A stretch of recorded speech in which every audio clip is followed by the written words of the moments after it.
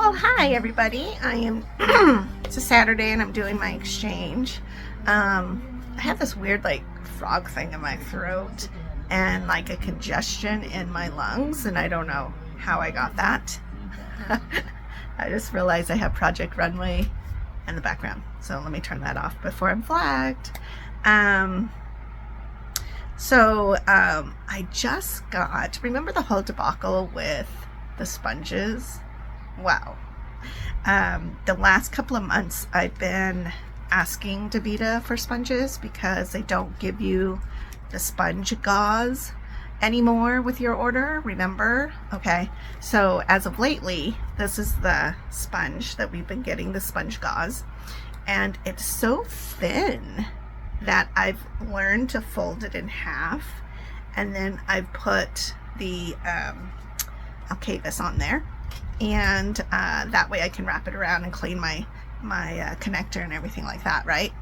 Well, I went back to DaVita like a week ago, I think, and I got more sponges, and so now I have a whole another package of sponges. And the last time I got some like this, they were so thick, I swear. You could never bleed out because they were so freaking thick. And I realized that you ended up using a lot of GAUZES on them because they were so thick that you didn't even feel like you had any GAUZES on your gauze in order to scrub your connection. And so today, though, I'm happy to inform you that these are super thin. So they're basically the same kind of gauze depth or thickness as the other ones. However, they are smaller. So I'm thinking I'm going to have to still fold these in half, because what happens is on my surface and on my cart, it's actually, I don't know what you would call it. Like, I don't want to say porous, because that's not really it, I don't think. But, you know, like a mesh, so that liquid doesn't sit there. It like can drip. And so one of the reasons I was folding them in half was because the GAUZES bleach would drip through the tiny thin gauze and then get on my carpet or get on the stuff below and on my clothes, and so it can create a big mess. You could actually put the lap pad on the cart or on your work surface area. I don't do that because I just learned to clean it and then you dry it and then don't touch it, you know, and you have to put all your stuff on there and everything. But it does leave residues of bleach if you're not careful. But then you want to use enough bleach to disinfect. So it's kind of like a weird conundrum that happens with the gauzes and the sponges. But it is kind of cool that they are smaller. You know, I don't like the fact that they're like this, because obviously now I've touched this one and in my head I'm like, this is contaminated. And now that I've opened this entire package, I feel like this whole thing is contaminated. No, you're not supposed to have air on. I've connected without the air on. My AC is not blowing, but it's hot in Tucson. Today it's supposed to be like 94. And I'm not going to sit for 45 minutes in the heat of the day. So it is what it is. This is 3 years of being on dialysis and I've not got peritonitis once. I feel like I am pretty healthy in general, and so I'm not going to be afraid of germs.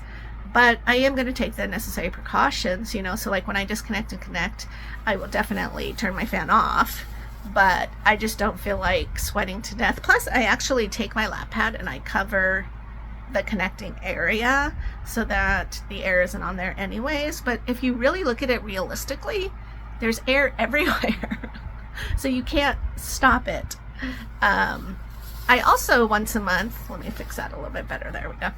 I also once a month definitely clean my fan and disinfect it. Just because there's dust in the air and stuff, and that's what they're concerned about, is like a piece of dust going up your tube. That would be devastating and terrible, and I don't want to get peritonitis, but I'm also really hot, and it's hot weather now in Tucson, and it's hot weather like 75% of the year, and so this is just the way it is. So anyways, that's my Saturday. That's what I have going on so far.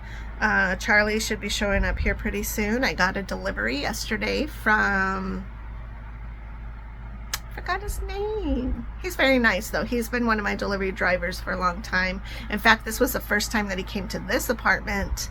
And so I really just gave him quick directions, and he was like, wow, your directions are really good to get to your apartment, because I'm more tucked in than I was just being on the outer parts. But then he did say he wondered if going to the pool would, like parking by the pool, would be easier because it's a straight shot versus out back. But then I was like, well, it's up to you, you know, I mean, whatever you guys want to do. I do know that Amazon and FedEx all deliver in the back for the most part, and they'll just park there, run in, deliver, and be back out. So people are just used to waiting a moment. And I don't think my delivery drivers take very long at all to unload the supplies that I have. So that was cool. And then he also remarked that Smokey was so cool. Which he is. He didn't bark. He just like laid out there on the porch in the sun, like chilling, you know. And I'm like, yeah, he really doesn't, I don't know, he's aged, and so I think with that too, he just doesn't get really riled up about much. Although, like, if he sees somebody or knows Charlie's coming over, like, he can hear them coming up the steps, and he'll definitely get excited about that. But other than that, he's just really low chill, and it's nice because I don't have that yapping, barking dog, and I trained him that way, so you know, there's a reason.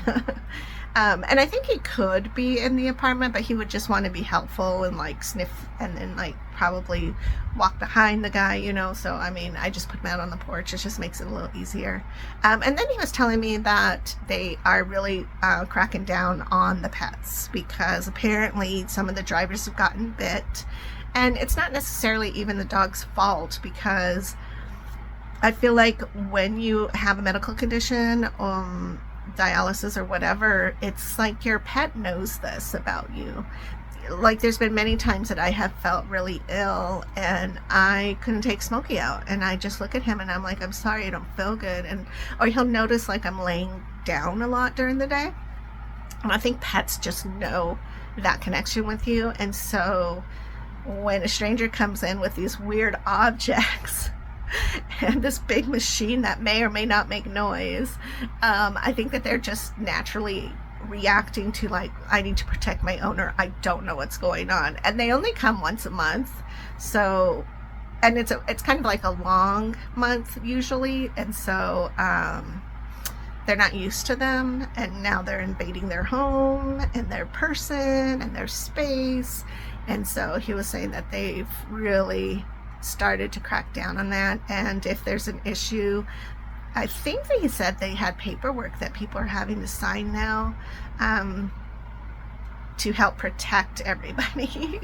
But I don't have that issue because Smokey just goes out on the porch, rain or shine, and he just chills out there, and then I'll definitely bring him back in once the driver's gone. But we don't have any issues.